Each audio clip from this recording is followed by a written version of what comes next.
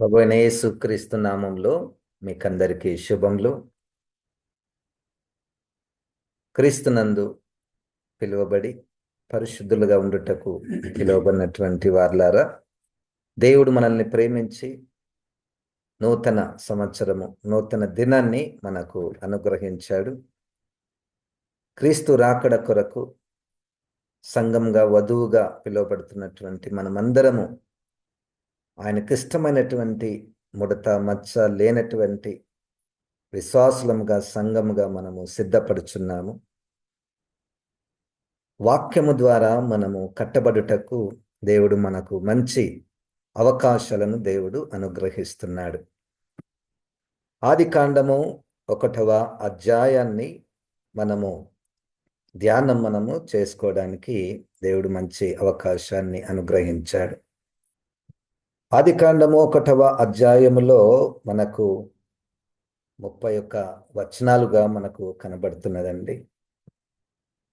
ఆదికాండము 1వ అధ్యాయంలో ముఖ్యముగా ఒక 2 విషయాలు మనకు కనబడుతున్నాయి. అదేమిటంటే దేవుడు మొదటి విషయము, రెండవది సృష్టి. వీటిని మనము పరిశీలిస్తూ పరిశుద్ధాత్మ దేవుడు నడిపించిన రీతిగా మనము కొన్ని పాఠాలను కూడా ఈరోజు నేర్చుకుందాము. ఆదికాండము 1వ అధ్యాయములో దేవుని గూర్చినటువంటి విషయాలను మనము ఇక్కడ గమనిస్తే, దేవుడు అనేక పనులు చేసేవాడుగా మనకు ఈ యొక్క ఆదికాండములో మనకు కనబడతాయి. దాదాపుగా దేవుడు 18 పనులు ఈ యొక్క ఆదికాండం 1వ అధ్యాయములో చేసినట్టు మనం నిదానముగా పరిశీలిస్తే ఆయన ఆ పనులు చేసినట్టు మనం చూస్తున్నాం. మరియు దేవుని యొక్క రూపము ఇక్కడ మనం పరిశీలిస్తే ఆయన స్వభావము లేకపోతే ఆయన ఉనికి ఏ విధముగా ఉంది అన్నటువంటి మాటలను మనము గమనిస్తే, దేవుని గురించి 3 మాటలు ఈ యొక్క ఆదికాండంలో మనము గమనించవచ్చు. అదేంటంటే 1వ అధ్యాయము 1వ వచనములోనే ఆదియందు దేవుడు అన్నటువంటి మాట మనం చూస్తాం. ఆయనకు సంబంధించినటువంటిదే 2వ వచనములో దేవుని ఆత్మ. దీనికి మనకు బలపరిచేటటువంటి వాక్యము యోహాను సువార్త 4వ అధ్యాయము 24, 25వ వచనములలో దేవుడు ఆత్మ గనుక. ఇది బైబిల్ మొత్తంలో దేవుడు ఎవరు అంటే ఆయన యొక్క స్వభావము లేకపోతే ఆయన యొక్క రూపము మనకు ఆదికాండములోనే మనకు ప్రత్యక్షపరచబడినది. దేవునికి స్తోత్రం, హల్లెలూయా. దేవుడు ఆత్మ అయి ఉన్నాడు. 3వ విషయము, మనము ఈ దేవుని యొక్క స్వభావము మనము గమనిస్తే 26వ వచనములో, ఆదికాండం 1:26లో దేవుడు మన స్వరూపమందు మన పోలిక చొప్పున. ఇక్కడ ఆ ప్లూరాలిటీ ఆఫ్ గాడ్ అంటే మనము అంటే ఒక గుంపు, దేవుడు ఒక్కడుగా కాకుండా ఒకటి లేదా ఇక్కడ మనకు స్పష్టంగా ముగ్గురు అన్నట్టు మనకేం కనపడదు, కానీ అక్కడ మనము అన్నటువంటి పదం కూడా మనకు కనబడుతున్నది. అక్కడ మనకు త్రిత్వము పరోక్షంగా ఈ యొక్క ఆదికాండములోనే త్రిత్వము మనకు కనబడుతున్నది. ప్రియులారా, మనము వాక్యాన్ని వింటున్నప్పుడు మన విశ్వాస సిద్ధాంతాలను కూడా మనము మరొకసారి నెమరు వేసుకోవాలండి. అంటే మనం ఏమి నమ్ముతున్నాము, ఎటువంటి దేవుణ్ణి మనం నమ్ముతున్నాము, ఆయన స్వరూపము ఎటువంటిది, విశ్వాస సిద్ధాంతాలను కూడా మనము స్థిరపరచుకోవాలి. అంటే అనుమానము లేకుండా దేవుడు ఎవరు, దేవుడు ఆత్మ ఉన్నవాడు. ఇక దానిలో అనేకమైనటువంటివి పాఠాలు ఏంటంటే, దేవుడు ఆత్మ గనుక నిర్గమాకాండం 20వ అధ్యాయములో ఇక ఏ రూపములో కూడా దేవుణ్ణి పరిమితం చేయలేము అన్నటువంటి అర్థం వచ్చేటటువంటి సిద్ధాంతం అది. ఆయన ఆత్మదేవుడు కనుక అన్అప్రోచబుల్ అండ్ ఇమ్మెజరబుల్ ఆత్మ దేవుడై ఉన్నాడు. కనుక ఆయన ఈ 3 రూపాలుగా మనకు ఆదికాండము 1వ అధ్యాయములో మనకు కనబడుతున్నది. త్రిత్వము అంటే ఎక్కడ ఉంది బైబిల్లో? త్రిత్వము అన్నటువంటి పదము లేకపోవచ్చు, కానీ దానికి ఇంప్లాయిడ్ మీనింగ్ అన్నటువంటిది మనకు ఈ వచనాలలో మనకు కనబడుతున్నది. కనుక ఇక్కడ దేవుని గురించినటువంటి విషయాలను మనము ఆదికాండములో మనం గమనిస్తే, దేవుడు దేవుడని, దేవుని ఆత్మ అని, లేదా మనము అన్నటువంటి దాంట్లో త్రిత్వము అని మనకు కనబడుతున్నది. మరియు ఈ యొక్క ఆదికాండంలో ఉన్నటువంటి ఈ యొక్క 31 వచనాలలో దేవునికి కొన్ని లక్షణాలను ఉన్నట్టు మనము పరిశీలిస్తాం.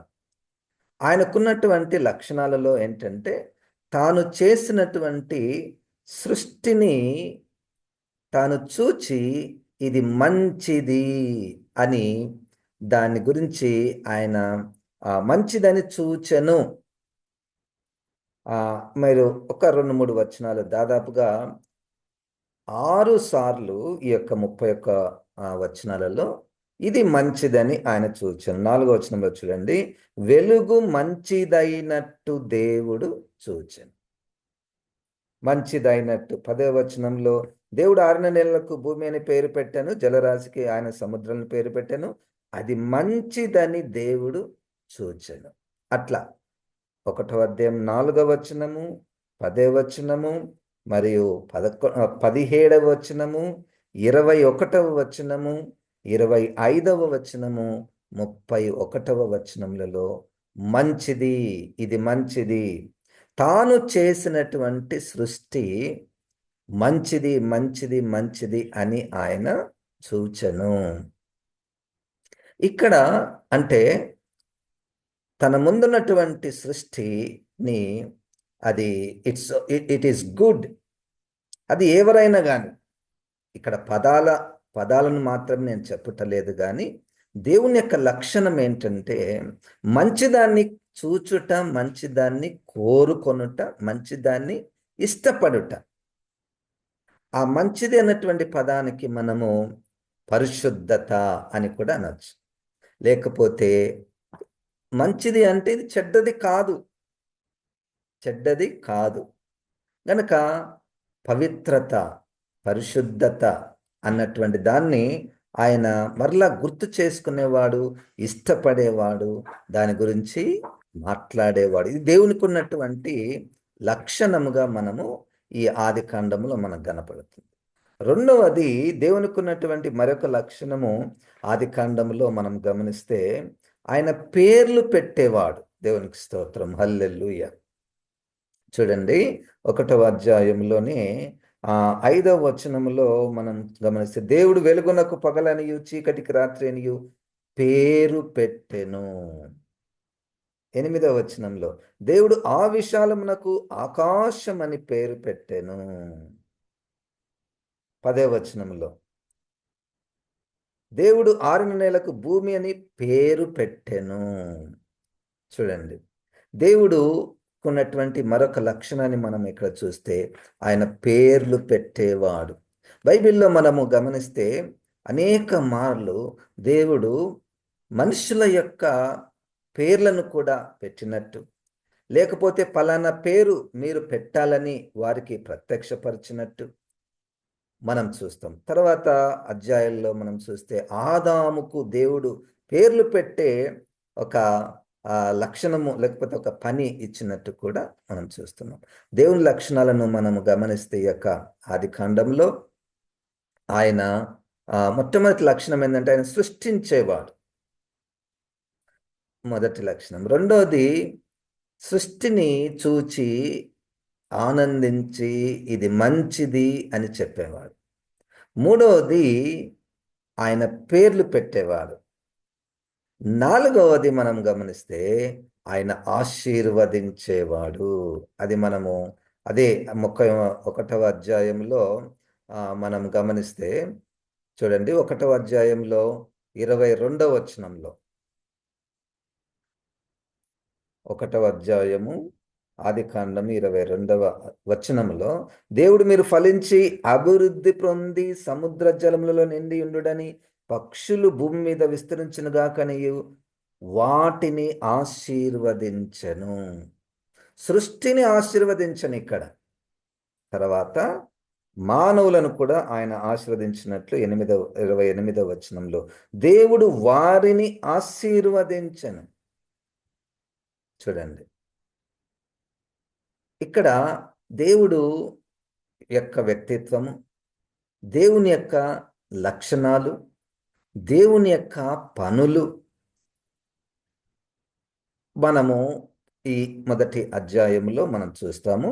ఇంకా లాస్ట్ వచనము చూడండి, 31వ వచనంలో దేవుడు తాను చేసినది యావత్తును చూచినప్పుడు అది చాలా మంచిదిగా నుండెను.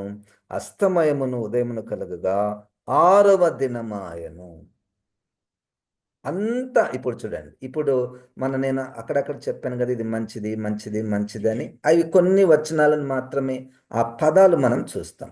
కానీ ఈ వచనము తాను చేసినది యావత్తును చూచినప్పుడు అంతా, తాను చేసినటువంటిది అంతా కూడా మంచిదిగా ఉండెను. దేవునికి స్తోత్రం, హల్లెలూయా. ఇది దేవుని లక్షణం. చూడండి, దేవుడు మంచిది చేస్తాడు. దేవుని లక్షణమే అది, దేవుని యొక్క స్వభావమే అది. ఇక్కడ ఒక పాఠం మనము, ఒక వాగ్దానం మనం తీసుకోవచ్చు అండి. 2025లో ఆయన చేయబోయే పనులన్నీ మంచివి. ఆయన చేయబోయే పనులన్నీ మంచిది మన జీవితంలో. అయితే మనకు రోమాపత్రిక 8వ అధ్యాయంలో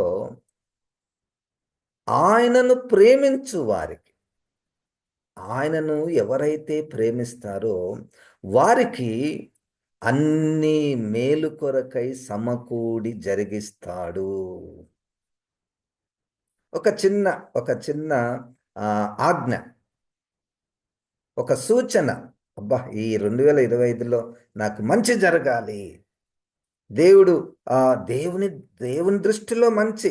చూడండి, మంచి అన్నటువంటి మాట మారిపోతుందండి. మంచి అనేటువంటి మాట మారిపోతుంటుంది. ఆ కాలాలను బట్టి, ఆ తరములను బట్టి, ఆ ప్రాంతాలను బట్టి.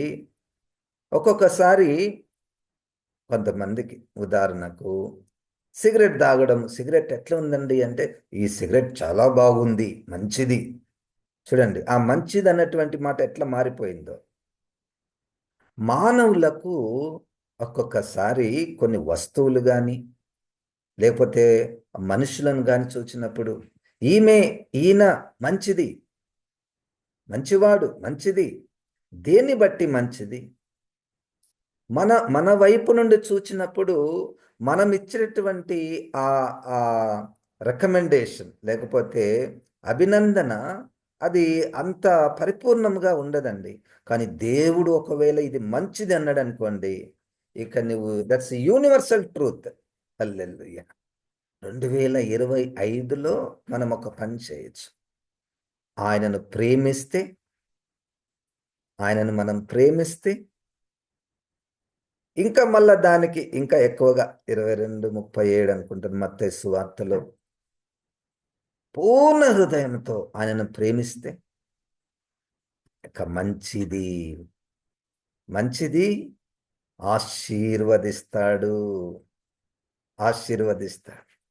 సరే, ఈ యొక్క ఆది కాండంలో మనం గమనిస్తే సృష్టిని గూర్చినటువంటి విషయాలను మనము నిదానముగా పరిశీలిస్తే 6 దినములలో చేయబడినటువంటి ఎటువంటి సృష్టి చేయబడింది, ప్లస్ ప్రతి సృష్టికి దేవుడు వాటి పనిని తెలియచేశాడు. ప్రతి సృష్టికి మొట్టమొదటగా పేరు, సృష్టి, దాని పేరు, వాటి పని. ఒక ఒక మంచి చూడండి, వాటి గురించి మనం నిదానంగా ఆలోచన చేస్తే 1వ అధ్యాయము 1వ వచనంలో మనం ఆదికాండం 1:1లో పరిశీలిస్తే, ఆదియందు దేవుడు భూమి ఆకాశములను సృజించెను. ఇప్పుడు మన దృష్టి సృష్టి వైపుకు మరలిద్దాం. మనం మళ్ళిద్దాం. త్వరగా మనకు సమయము కొంచెముగా ఉన్నది కాబట్టి మొట్టమొదటిగా భూమి. ఈ భూమి గురించి బైబిల్లో అనేకమైనటువంటి విషయాలు వ్రాయబడ్డాయి. భూమి అన్నటువంటి ఈ మాట భౌతికముగా చెప్పబడినది, ఉపమానముగా చెప్పబడినది, ఆత్మీయంగా చెప్పబడినది. ఇప్పటి వరకు అయితే ఈ 3 మాటలు మీరు జస్ట్ వినండి. ఇంకా తర్వాత దాని గురించి ఏమైనా విషయాలు వస్తే మనం నేర్చుకోవచ్చు. ఇక్కడ ఆదికాండంలో భూమిని దేవుడు సృజించెను. వెంటనే 2వ వచనంలో ఆ భూమి గురించే మాట్లాడుతూ, భూమి నిరాకారముగాను శూన్యముగాను ఉండెను. పైన సృజించను, రెండవది భూమి నిరాకారముగాను శూన్యముగాను ఉండెను. చాలా మందికి ఈ యొక్క పదము అనేక రీతులుగా అర్థమవుతూ వస్తున్నది. దేవుడు చేసిన భూమి నిరాకారముగా శూన్యముగా ఏలాగు ఉంటుంది అన్నటువంటి ఆ సంశయము అనేకులకు వస్తుంది.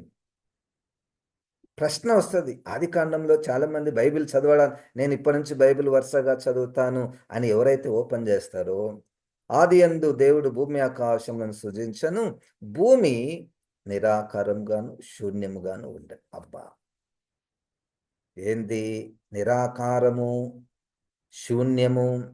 వినడానికి అంత బాగలేదు ఇది. అయితే దేవుడు తన వాక్యములో ఒక్క వచనం, ఇర్మియా గ్రంథము 4వ అధ్యాయము 23వ వచనం మనం గమనిస్తే, నేను భూమిని చూడగా అది నిరాకారముగాను శూన్యముగాను ఉండెను, ఆకాశము తట్టు చూడగా అచ్చట వెలుగు లేకపోయెను. పర్వతములను చూడగా అవి కంపించుచున్నవి, కొండలన్నీ కదులుచున్నవి. నేను చూడగా నరుడొక్కడునూ లేకపోయెను, ఆకాశ పక్షులనియో ఎగిరి ఉండెను.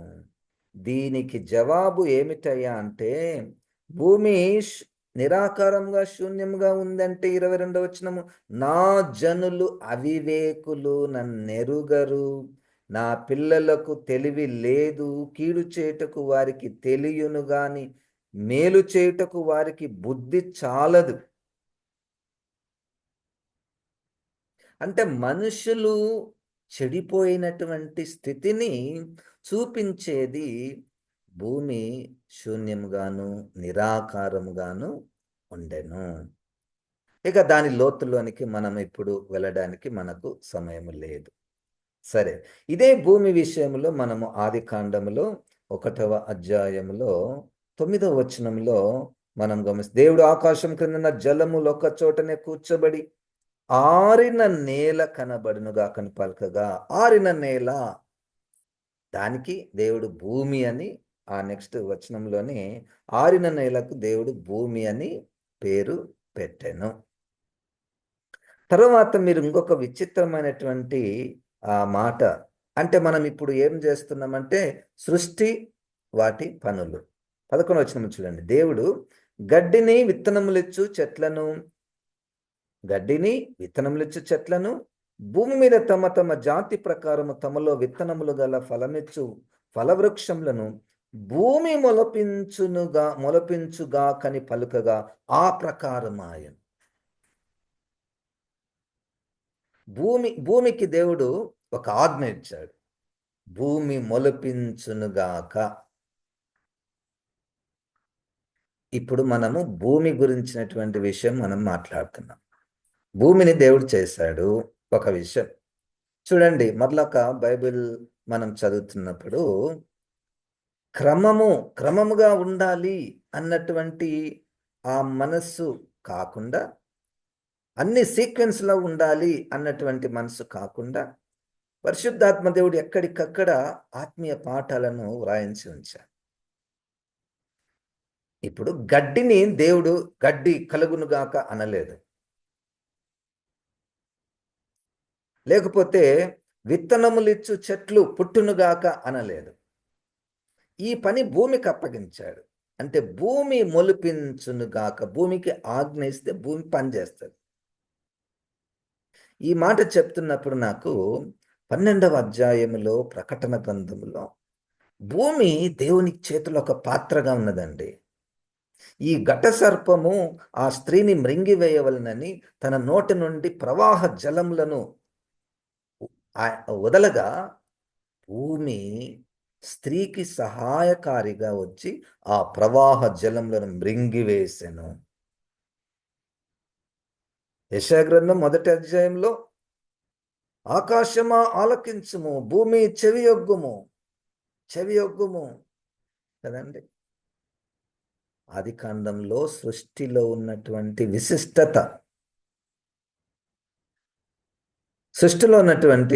విశిష్టత తర్వాత 17వ వచనంలో ఈ భూమిని గురించినటువంటి విషయం మనం గమనిస్తే, భూమి మీద వెలుగిచ్చుటకును పగటిని రాత్రిని ఏలుటకును వెలుగును చీకటి పగటిని రాత్రిని ఏలుటకును వెలుగును చీకటిని వేరుపరచుటకును దేవుడు ఆకాశ విశాలమందు వాటినుంచెను, అది మంచిదని దేవుడు చూచెను. అంటే భూమి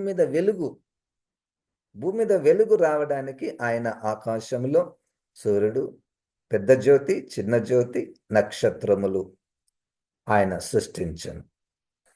తర్వాత భూమి గురించినటువంటి విషయాలు 24వ వచనంలో దేవుడు వాటి జాతి ప్రకారము జీవము గల వాటిని అనగా వాటి జాతి ప్రకారము పశువులను, పురుగులను, అడవి జంతువులను భూమి పుట్టించునుగాకని పలికెను. అదేంటండి? ఇక్కడ మనం చాలా జాగ్రత్తగా, పశువులను ఎవరు తయారు చేశారు? మరలా మనం గమనిస్తే ఆ 25వ వచనంలో దేవుడు ఆయా జాతుల ప్రకారం అడవి జంతువులను, ఆయా జాతుల ప్రకారము పశువులను, ఆయా జాతుల ప్రకారం నేలను ప్రాకు ప్రతి పురుగును చేసెను. ఇక్కడ జంతువులను చేసెను. 24వ వచనంలో పశువులను, పక్షులను, జంతువులను భూమి పుట్టించునుగా కని పలికెను. ఇంతకు పశువులను, జంతువులను, పక్షులను ఎవరు చేశారు? 25వ వచనంలో దేవుడు చేసెను. 24వ వచనంలో భూమి పుట్టించునుగా కని పలికెను. అందుకనే అక్షరాన్ని మనం చూడకుండా చివరి వచనం మనకు ఆన్సర్. దేవుడు యావత్తు చేసెను. ఇంకా మనము 2వ అధ్యాయం 1వ వచనంలో మనం ఎంత మంచిగా ఆకాశమును భూమియు వాటిలోనున్న సమస్త సమూహమును సంపూర్తి చేయబడే. చూడండి, కనుక ఆదికాండము 1వ అధ్యాయంలో దేవుని యొక్క సృష్టి, వాటి యొక్క పనులను మనము జాగ్రత్తగా పరిశీలించాలి. తర్వాత దేవుడు ఆకాశమును, ఈ ఆకాశము అంటే మనము ఈ యొక్క అధ్యాయంలో మనం గమనిస్తే దేవుడు క్రింది జలములను పైన జలములను వేరుపరిచాడు. జలములున్నాయి, కింద జలములున్నాయి, పైన జలములున్నాయి. ఈ రెండింటిని సపరేట్ చేస్తే మధ్య స్థలాన్ని ఆకాశములు అన్నాడు. మధ్య స్థలాన్ని ఆకాశం. తర్వాత నేను 2-3 నిమిషాలలో నేను ముగిస్తానండి. తర్వాత 1వ అధ్యాయము 2వ వచనంలో చీకటి అగాధ జలముల మీద కమ్మి ఉండెను. చూడండి, ఈ 1వ అధ్యాయంలో సృష్టి మనకి ఏమి కనపడుతుంది, దాని లక్షణాలు ఏంటివి, ఏమేం పనులు కలిగి ఉన్నది అది. ప్రారంభంలోనే చీకటి అగాధ జలముల మీద కమ్మియుండెను. ఇది వినడానికంత మంచిగా లేదండి. చీకటి అగాధ జలముల మీద కమ్మియుండెను. నాకు ప్రకటన 17వ అధ్యాయములో ప్రారంభ వచనములలో మహావేశ జలముల మీద క్రూర మృగము మీద కూర్చొని ఉండెను అన్నటువంటి మాట గుర్తుకొస్తుంది. సృష్టిని గురించి మనము మాట్లాడుతున్నాం. చీకటి అగాధ జలములు, అగాధ జలముల మీద దేవుని ఆత్మ కమ్మి ఉండెను. ఈ జలములను గురించి మనం బాగా ఆలోచన చేస్తే 1:6లో జలములను ఆయన పైన జలములను క్రింది జలములను వేరుపరచను. 1:9లో మనం గమనిస్తే క్రింది జలములు ఒక చోటనే కూర్చోబడుట, అక్కడ ఆయన ఆ జలరాశికి సముద్రము అని పేరు పెట్టారు. 1వ అధ్యాయం 21వ వచనంలోనే జలములు చూడండి, ఇప్పుడు మళ్ళా జలములు సమృద్ధిగా పుట్టించిన మహామత్స్యములు. ఇప్పుడు జలములను చేశాడు, సముద్రం ఉంది. సముద్రానికి ఒక పని ఇచ్చాడు. ఇదిగో సముద్రమా, మీలో ఉన్నటువంటి జీవులను మీరే పుట్టించాలి, చేపలను మీరే పుట్టించాలి. అది వాటికి దేవుడిచ్చినటువంటి పని. సృష్టి వాటి యొక్క పనిని మనము పరిశీలిస్తున్నామండి.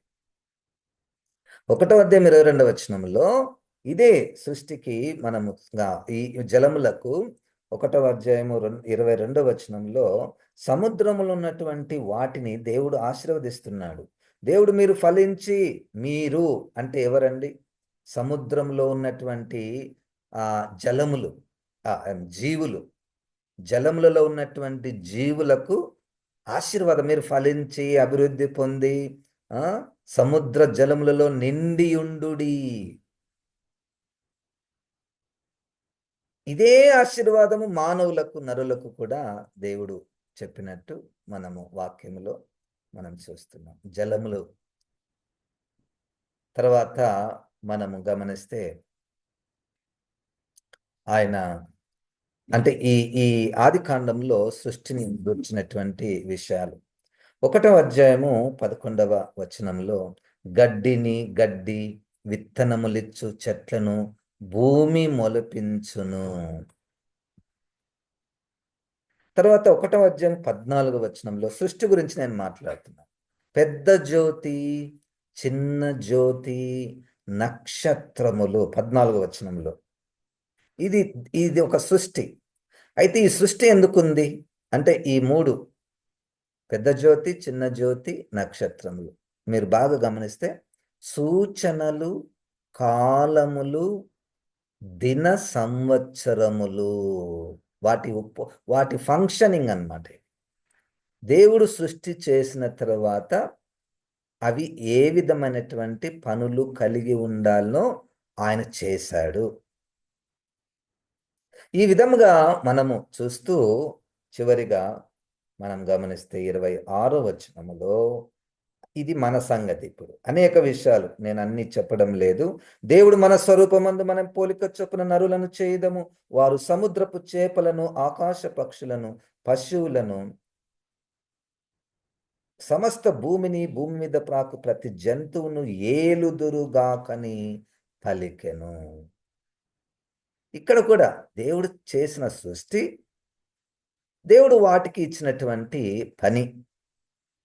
ఇక్కడ మనం గుర్తించవలసినటువంటి విషయం ఏమనగా ఆయన పోలిక చొప్పున, ఆయన స్వరూపము చొప్పున దేవుడు నరులను చేశాడు. దేవుడు తన స్వరూపమందు నరుని సృజించను, దేవుని స్వరూపమందు వారిని సృజించను, స్త్రీని గాను పురుషుని గాను వారిని సృజించను.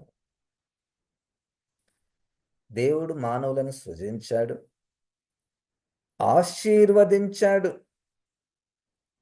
వారికి పనిని ఇచ్చాడు. వాళ్ళని ఎట్లా ఆశీర్వదించండి చూడండి, మీరు ఫలించి అభివృద్ధి పొంది విస్తరించి భూమిని నిండించి దానిని లోబరుచుకొనుడి. ఇక్కడ ఒక చిన్న పాఠం అండి. అంటే మనము వాగ్దానాలు, ఆశీర్వాదాలు మనం తీసుకుంటుంటాం కదా. దేవుడు నన్ను ఆశీర్వదించాడు. ఎట్లా ఆశీర్వదించాడు? నీవు పని చేయాలి. నీవు పని చేసిన దానిలోనే ఆశీర్వాదం. కానీ ఇంట్లో కూర్చుంటా, దేవుడు నన్ను ఆశీర్వదించాడు, నేనేం చెయ్యను, నేను ఏలను, నేను భూమిని నిండించను అని మన పని మనము, అంటే దేవుడు అట్టి మనస్సును, అట్టి స్వరూపాన్ని ఇచ్చాడు. పనులు చేస్తూ దేవుని ఆశీర్వాదమును మనం గుర్తించి ఈ ఈ ఈ ఆశీర్వాదాలన్నిటికీ కారణము దేవుడే అని మనము గుర్తించాలి. ఇంకొక పాఠం చెప్పి నేను ముగిస్తానండి. స్వరూపమందు పోలిక చొప్పున 3వ అధ్యాయము 18వ వచనము, 2 కొరింథీయులకు రాసినటువంటి పత్రిక. అద్భుతమైనటువంటి ఈ ఒక్క మాట మనం నేర్చుకుంటే చాలు. ఇంతవరకు నేను విస్తారంగా మాట్లాడాను. ఈ ఒక్క మాట ఈ 2025కు మనం తీసుకుందామండి. జనవరి 1, 2025. మనమందరమును ముసుకు లేని ముఖముతో ప్రభువు యొక్క మహిమను అద్దము వలె ప్రతిఫలింపచేయుచు మహిమ నుండి అధిక మహిమను పొందుచు ప్రభువగు ఆత్మచేత ఆ పోలికగానే మార్చబడుచున్నాము. పోలిక, ప్రభువు పోలిక, క్రీస్తు పోలిక, త్రిత్వ దేవుని యొక్క పోలికగా మనము మార్చబడుతుంటే మన ముఖము అద్దంలో చూసుకుంటే మన ముఖం కనపడుతుంది కదా. కానీ ఇప్పటి నుండి మనుషుల ముందు మనం నిలబడితే యేసు ముఖము మనలో కనపడాలి. అంటే యేసు జీవితం అన్నట్టు. రంగుల గురించి, ఎత్తుల గురించి, బట్టలను గురించి కాదు కదా మన పాఠము. ఆయన పోలిక.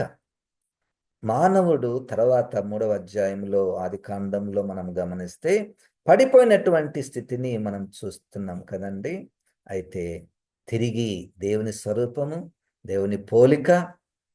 ఎటువంటి పోలిక అంటే క్రీస్తు పోలిక.